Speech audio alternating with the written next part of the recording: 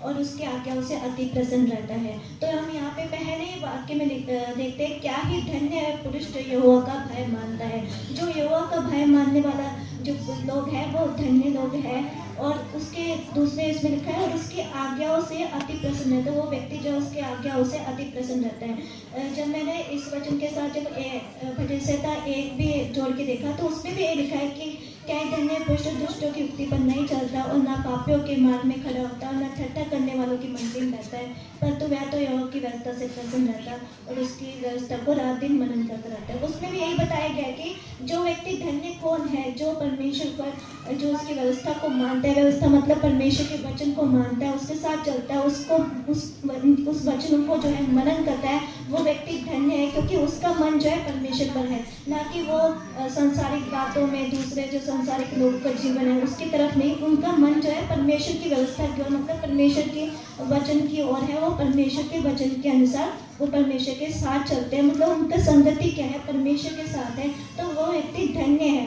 तो मतलब वो व्यक्ति कौन होता है, वो व्यक्ति जो है परमेश्वर का भय मानने वाला व्यक्ति है। जो परमेश्वर का भय मानता है वो ही क्या है कि संसारिक बातें उन सबके पीछे नहीं, परमेश्वर के साथ संगति रखता है, उसके वचनों को मनन करता है और उसके वचनों के अनुसार चलते हैं। जो हम यूहन्ना में भी जो हम वचन को पढ़ते हैं, तो वहाँ पे लिखा है कि यीशु मसीह कहता है, जो मुझसे प्रेम करता है वो मेरी आज्ञाओं को मानेगा। और एक जगह पे और लिखा है कि जो मुझसे प्रेम करता है, जिसके पास मेरी आज्ञा है, वो मुझसे प्रेम रखता है। जब हमारे पास परमेश्वर की आज्ञा है और उसको मानते हैं, तो मतलब हम क्या करते हैं, परमेश्वर से प्रेम रखते हैं और उसके पीछे चलते हैं। पर जो परमेश्वर का भय मानने वाला ही वो व्यक्ति होता है जो परमेश्वर के साथ चलता है। तो जो परमेश्वर का भय मानने वाला व्यक्ति जो परमेश्वर के साथ चलता है, उससे प्रेम रखता है, उसके जीवन में क्या है, परमेश्वर आशीषें भी देता है। जैसे 112 भजन संहिता का 2 और 3 वचनों में हम देखते हैं, उसका वंश पृथ्वी पर पराक्रम नहीं होगा, सीधे लोगों की संतान आशीष पाएगी, उसके घर में धन संपत्ति रहती है, उसका धर्म सदा बना रहेगा। मतलब उसके जीवन में, उसके घर में, उसके परिवार में क्या है, परमेश्वर की आशीषें होगी। तो हम ये देखते हैं कि जो परमेश्वर से प्रेम रखता है, उसके जीवन में, जो परमेश्वर का भय मानते हैं, उसके जीवन में आशीष मिलेगी।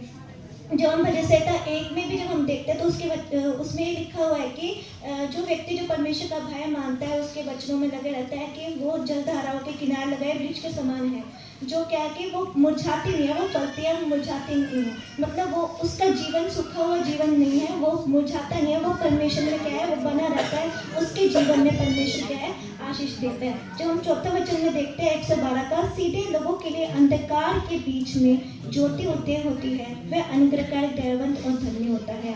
तो जो सीधे लोग हैं, जो परमेश्वर का भय मानते हैं, चाहे उसके जीवन में कैसी भी परिस्थिति